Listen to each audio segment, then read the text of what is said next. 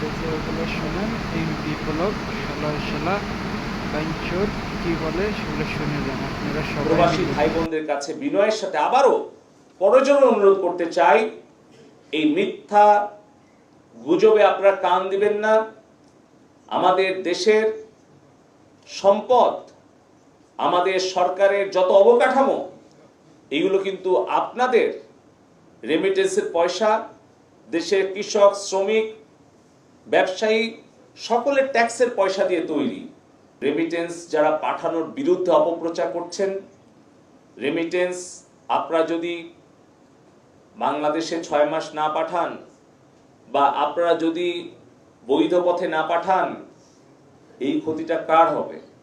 এই ক্ষতিটা হবে আমাদের প্রবাসী ভাই বোনদের পরিবারের, আমাদের দেশের সামগ্রিক উন্নয়নের ক্ষতি হবে।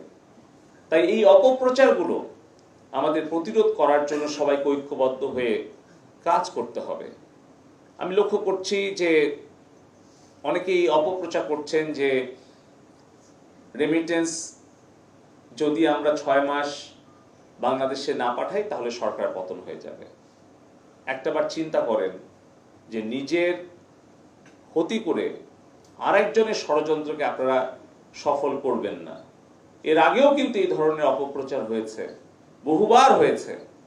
বারবার কিন্তু সত্যের জয় হয়েছে, মিথ্যার পরাজয় হয়েছে, কিন্তু তত দিনে যে ক্ষতিটা হয়ে গেছে সেটা কিন্তু আমাদের কাটিয়ে উঠতে অনেক সময় লেগেছে।